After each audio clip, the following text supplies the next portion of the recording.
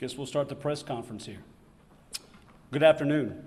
My name is Brandon Fila. It is spelled B-R-A-N-D-O-N, last name Fila. That's F as in Frank, I-L-L-A. I'm a Deputy U.S. Marshal and Public Affairs Officer in the Austin Division. First, I want to lay out the itinerary for the conference. I will go in and introduce our representatives, our guests from other agencies. I will give you the summary of events during the fugitive investigation of Kaitlin Armstrong, followed by our representatives giving comments, and then I'll take a few questions at the end. At the end, the press conference will be concluded, and I'll be available for one-on-one interviews following the conclusion of the press conference. First, I would like to begin by thanking you for your attendance and the coverage from all our media partners that assisted with this investigation by broadcasting Kaitlin Armstrong, who was wanted for the murder of Anna Moriah Wilson, AKA Mo, that occurred May 11th in the 1700 block of Maple Avenue. I'm here to announce that Kaitlin Armstrong was captured on June 29th by foreign officials in the Republic of Costa Rica, where she was detained on an immigration violation and deported back to the United States on July 2nd. On July 5th, the Austin Police Department extradited Armstrong from the Harris County Jail in Houston, Texas, to the Travis County Jail here in Austin, Texas, following a 43-day fugitive investigation. I would like to introduce our agency representatives that are standing in attendance with me today that assisted in this fugitive investigation that are located here in the Austin Division. First of all, United States Marshal Service, Lone Star Fugitive Task Force Supervisory Deputy Christopher Rhodes, Deputy United States Marshal Emir Perez, and with the Austin Police Department, Assistant Chief Investigations Bureau Jerry Balzon, Austin Police Department Lieutenant Investigations Bureau Lieutenant Shane Streepy, and the Austin Police Department Homicide Detective Richard Spittler, Austin Police Department Tactical Intelligence Officer, or Tactical Intelligence Unit Task Force Officer Mark McLeod, and the Austin Police Department Tactical Intelligence Unit Task Force Officer Jonathan Riley. Homeland Security Investigations Assistant Special Agent in Charge San Sato, Travis County District Attorney's Office. We have the Trial Division Intake Director Guillermo Gonzalez, Travis County District Attorney's Office First Assistant Trudy Strasburger, and Youth Justice Division Ricky Jones. This investigation was initiated, or this fugitive investigation was initiated by the Lone Star Fugitive Task Force in the Austin Division. This task force is comprised of 13 local, state, and federal authorities that include the Austin Police Department Tactical Intel Unit and Homeland Security Investigations that are here today. This task force was formally established in 2005, and the Austin Police Department Intel Tactical Intelligence Unit was our first partnership agency. This task force was formalized to assist our local, state, and federal partners in locating and apprehending violent criminals by sharing databases in real time to create an intelligence hub to extricate the worst of the worst criminals that wreak havoc in our communities by committing acts of violence that victimize members of our communities. This task force apprehends violent criminals on a daily basis here in Austin. And to give you an example, the Austin serial bomber in March of 2018 and the 6th Street shooting that took place here in the Entertainment District last year in June of 21. Our Marshals Service-sponsored task force would not be successful without our local, county, and state agencies that know their communities better than anyone else. The task force allows local crime to get federal attention, and Kaitlin Armstrong is our most recent example. This case was upgraded to major case status by the United States Marshal Service Headquarters, which involved many other specialized divisions which could not be present today in attendance, but they include the Marshals Investigative Operations Division, Marshals Office of International Operations, Marshal Service Public Affairs Office, the United States Attorney's Office, the Department of State Diplomatic Security Services, and the Costa Rican foreign officials. On May 17th, a homicide warrant was issued for Kaitlin Armstrong. On May 18th, the Austin Police Department requested the assistance from the Lone Star Fugitive Task Force to locate and apprehend Kaitlin Armstrong, 34, who was a resident in Austin and was last known to reside in the 5300 block of Fort Clark Drive here in Austin. The Lone Star Fugitive Task Force learned during the investigation that Armstrong fled the Austin area on May 14th at approximately 12:30 p.m. when she boarded a flight from Austin Bergstrom International Airport to Hobby Airport in Houston, Texas, and then got a connecting flight to New York LaGuardia Airport.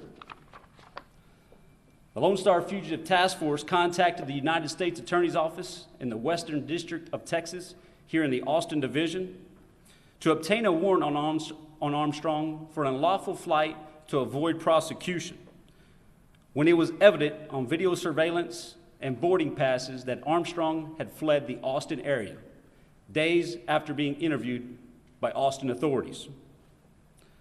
Members of the Lone Star Fugitive Task Force followed up that investigation and contacted the U.S. Marshals New York, New Jersey Regional Fugitive Task Force and the U.S. Marshals in the Eastern District of Michigan to continue investigative efforts where interviews and surveillance were established. During an interview, it was learned through a confidential source that Armstrong was transported to the Newark International Airport in New Jersey, and at that time, the direction of travel was unknown.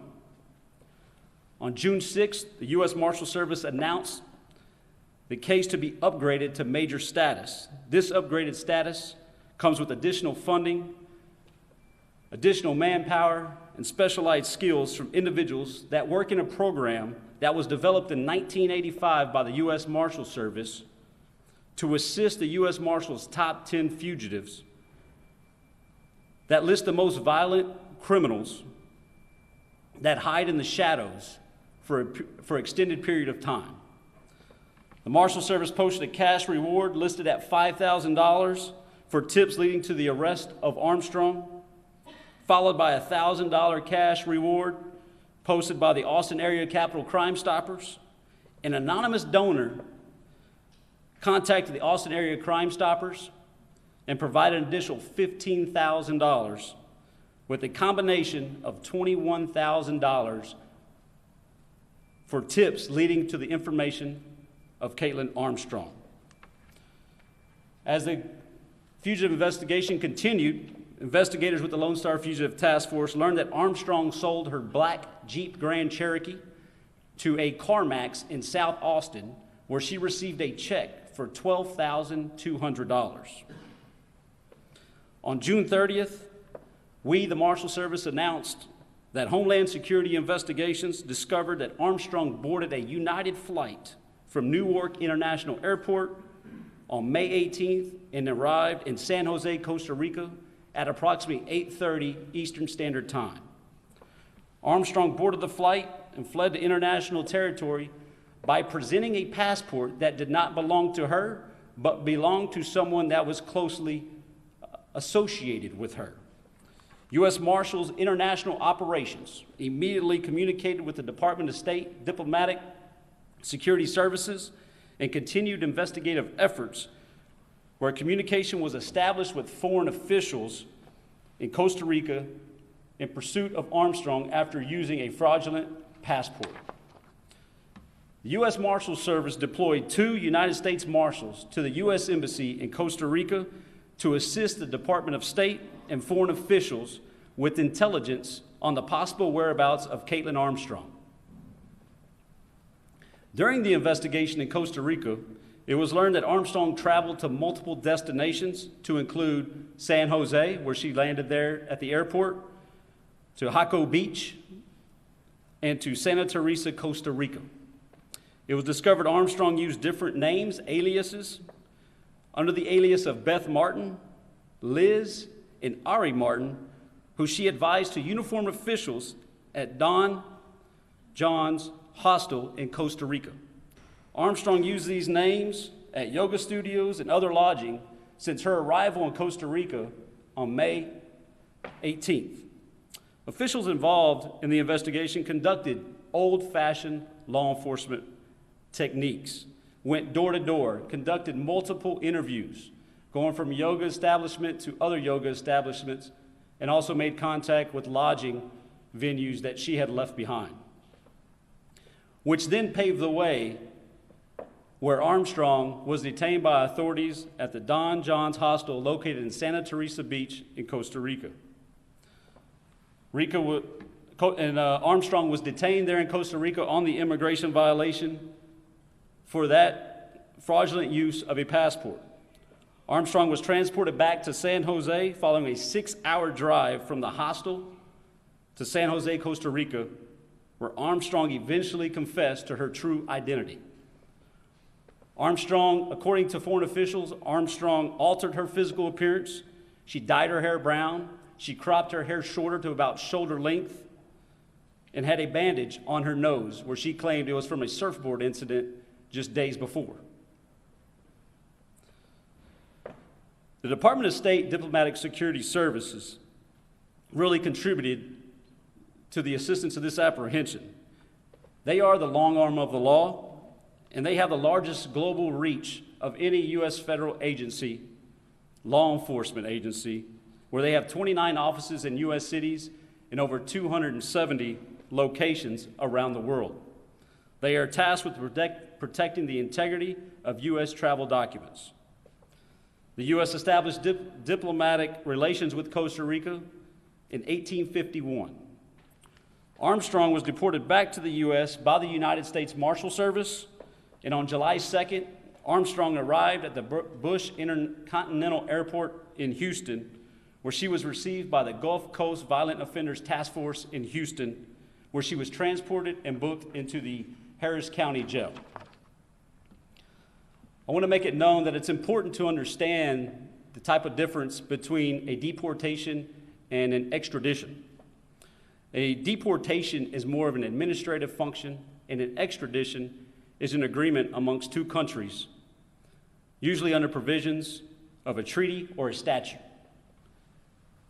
I'd like to also bring up the significance of the investigators on this case that stand here before me that faced the challenge, wanted to be the difference, and became the difference when Kaitlin Armstrong was taken into custody by foreign officials in Costa Rica.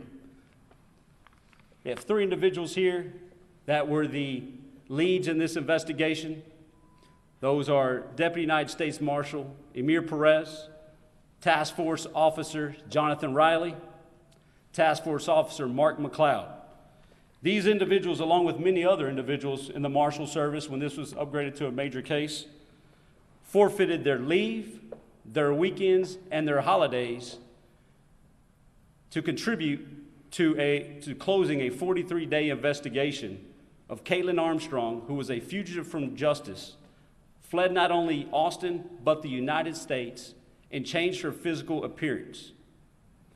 Everything that the Marshal Service did in this particular case, and members of the Lone Star Fugitive Task Force, when everything was upgraded to a major case, really streamlined all the information in order to communicate with foreign nationals.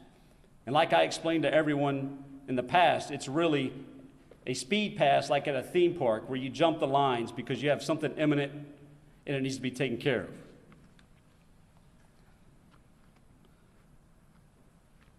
But we also want to remember the victim in this case and hope this is the beginning stage of closure for the Wilson family. I will now have the Austin Police Department Assistant Chief Investigations Bureau, Jerry Balzan, come forward for his statement. Thank you. Good afternoon, everyone. I am Jerry Balzan. I get to be one of the assistant chiefs with the Austin Police Department, and currently I oversee our Investigations Bureau. We stand here today proud of the work done alongside our partner agencies in bringing the Wilson family some closure and justice. Many of you here know about APD's outstanding homicide unit, as we boast one of the higher clearance rates in the country. But today I want to talk to you about our APD Tactical Intelligence Unit. It's comprised of 1 sergeant, 8 officers, and a detective who collectively have over 125 years of law enforcement experience. This is evidenced in the amazing work they do day in and day out. The primary mission of our Tactical Intelligence Unit is to assist our violent crimes investigators in locating, identifying, and arresting the most violent fugitives in Central Texas. Our Tactical Intelligence Unit is part of the United States Marshals Lone Star Fugitive Task Force, and we are so grateful for this partnership because they provide us additional local, state, and federal resources, including law enforcement personnel, equipment, funding, and most importantly, training. And this all supports our violent crime investigations here in Austin, Texas. Within hours of the murder of Anna Moriah Wilson on May 11th, 2022, our APD Tactical Intelligence Unit, as they do with every homicide here in Austin, began working closely with APD's homicide unit detectives to help identify the suspect in this case. This early collaboration allowed the APD Tactical Intelligence Unit to seamlessly transition from investigation support to fugitive apprehension under the Lone Star Fugitive Task Force. Throughout the fugitive investigation, APD Tactical Intelligence Unit personnel through the Lone Star Fugitive Task Force worked with the Travis County District Attorney's Office, the Travis County District Judges, to obtain legal process in direct support of the fugitive investigation. This investigative process and assistance from our federal partners led to the arrest of Kaitlin Armstrong. Thank you very much.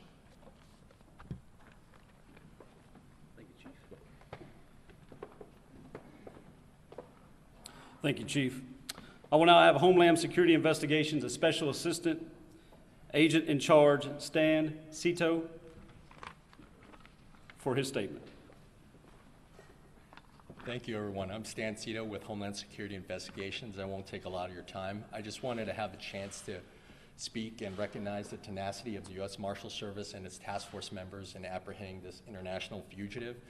Our agency's sole responsibility as a law enforcement partner is to combat transnational crime in the United States and abroad. So I was just very thankful that we had a few of our agents stationed abroad in Costa Rica to assist the Marshals' efforts to try to locate and run down leads in Costa Rica.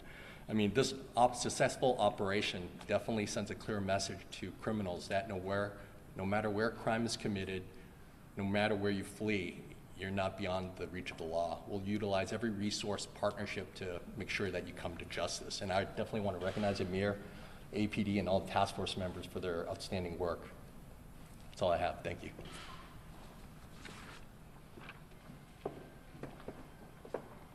Thank you, sir. And now I will have the United States Marshal Supervisory Deputy Chris Rhodes with his statement.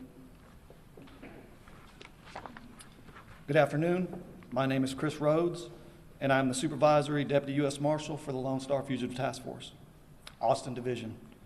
The Austin Division is comprised of 26 specially deputized task force officers and 5 Deputy U.S. Marshals. The 26 specially deputized task force officers come from 12 local, state, and federal agencies.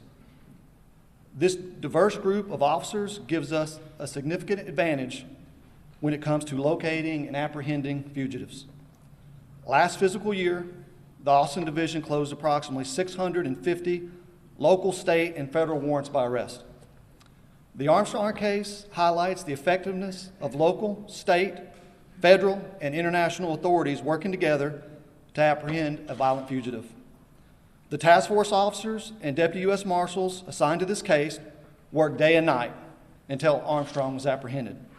We would like to thank all our domestic and international partners that assisted with this investigation.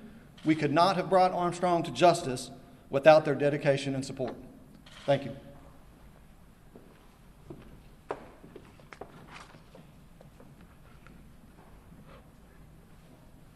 And just before I close here, I'd like to give a special thank you, especially through the course of this investigation with the help of the U.S. Marshals Public Affairs at headquarters in Washington, D.C. that really assisted us and assisted communication with you all that are here today, where we fielded over 222 email correspondence on media questions, conducted over 40 interviews on national TV, and that doesn't account for phone calls and text messages.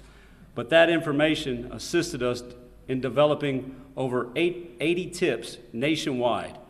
Some of those tips were more credible than others, but it did give us some type of traveling path on Kaitlin Armstrong, and we did have some tips that really helped us close in on Kaitlin that was really corroborated with the investigation findings that we already had.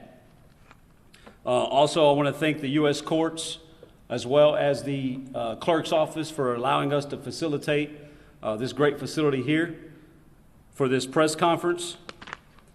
And that will pretty much conclude our press conference. You know what, I'll leave it open for a little bit for questions. If anybody has any questions, I'll take a few. Yeah, I have a question right here. You said that Armstrong used someone else's passport. Is that person facing any charges? That's currently an active investigation right now, and we have forwarded that information to the United States Attorney's Office in Austin and also in New Jersey. Can you please shed some light into some of the details as to how you found Kaitlin Armstrong, what cities in Costa Rica you were looking at, why yoga establishments? What were the key tips that came in, and how did you procure them to find her? Yeah, we developed that information through the course of the investigation by these 3 investigators that stand before us, which then we learned through HSI that she boarded that flight to Costa Rica. Based upon that, we know she was very into the yoga community. That was really her practice. And then when we were able to establish communication with the foreign nationals in Costa Rica, they too have contacts in their local communities and know the area much better than anyone else. And they were just doing old-fashioned police work where we concentrated, where she took a bus from the San Jose airport in Costa Rica to hours away. They knew the route of that bus, and so that's where they started boots on the ground. And I'm telling you, it was old-fashioned police work. They learned, that she signed, they showed a picture, they knew that she signed the books there under these aliases, and that really started the trail of narrowing down a path on Kaitlin Armstrong. Do you have any reason to believe that she had plastic surgery to try to alter her appearance? You've seen the pictures just like I have, but the receipt that we were able to obtain doesn't have her name on it, so I can't confirm that at this time. But I will say she had a bandage on her nose with a little bit of discoloration under her eyes. Her statement was that it came from a surfboard incident, and I think we'll leave it at that. Did she have any help in her escape route? Did she have any collaboration from friends or family? Our primary goal was to get Kaitlin Armstrong into custody, and we did that in 43 days. We're not going to comment any further as far as if we believe, she had any type of assistance. But we will eventually, slowly look into that now that she's into custody, and we'll present those facts to the prosecutors in this case. How was her attitude? Is she seem compassionate? Is she seem sorry? In speaking with the foreign nationals there in Costa Rica, I'd say she was exhausted. You could tell eventually, when she was encountered by uniformed officers in Costa Rica, she didn't give her true identity at first. But when she was taken into custody and questioned, minutes later, then she finally confessed to her true identity. So I think that was her beginning to come forward, but it took a little bit of time for her to reveal her true identity. Can you tell us how many different yoga studios she visited? I don't know. I'd say it's more than a handful. She took a journey outside that airport. She was gone since May 18th to June 29th. She frequented other hostels, other hotels, as well as other yoga studios. So she was really trying to, build something to where she could instruct yoga there in Costa Rica. Do you have any idea how long she was in Santa Teresa then? I don't know. I don't have that information. She was in custody, she was being questioned, and she was released. Can you explain that clerical error?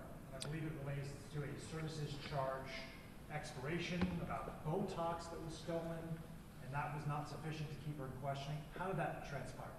You know, our unique position here with the Lone Star Fugitive Task Force is we're always here to assist our state, local partners with these types of investigations when there's already a warrant placed on that individual. So when we received the warrant from the Austin Police Department, you know, we didn't really know the true facts of the investigation leading up, you know, to the homicide charge, but we knew that we had a fugitive that fled the Austin area, and that was our priority. And that's exactly what we returned back here from Costa Rica, who's now in the Travis County Jail awaiting further judicial proceedings. So, one more question. How often do y'all have this outcome when you have a situation where someone is, you know, fleeing the country, they had a 5-day, you know, head start, as we talked about? How often do you actually capture the person? Yeah, I think here in Marshal Service, we look at statistics, and last year we arrested over 55 homicide cases here in Austin. Those weren't all from the Austin Police Department. Those are cases that are here in the Austin Division as well as incoming from other states. So, you know, this isn't something that's very rare. No, you're looking at investigations from other agencies, a homicide investigation, if you will, that takes time to process. It takes time to process because they're waiting on witnesses, they're waiting on video to come forward. So there's many times that we're days behind. But that is why we really have what I call a hybrid model, where we take these officers from these local, state, and federal entities, and we bring them over, we deputize them, and that allows them to really expand their horizon as far as be able to reach out to someone like Kaitlin Armstrong and bring her right here into Travis County, where she's now behind bars facing justice. I'll close with that. One more. What's that documents did you find over in Costa Rica there? You know, those documents that found were pretty unique. At the time the foreign officials arrested or detained Kaitlin Armstrong, she pleaded that she didn't have a key to a lockbox where she had her belongings, and the owner at the time was not there to be able to unlock that lockbox, so she was taken into custody and transported away from the scene. It was later on where I believe a news affiliate got in contact with the owner of that hostel, and that's when he was able to voluntarily recover those documents of the passports, the receipt that was posted by a media outlet as far as plastic surgery, and all those documents were handed over to authorities and are now in evidence. So that'll conclude this press conference. I will be available for a few minutes for one-on-one interviews if you have them. And I'd like to also thank our guests for being here, available with us today, that standing with us during the course of this 43-day investigation. Thank you all.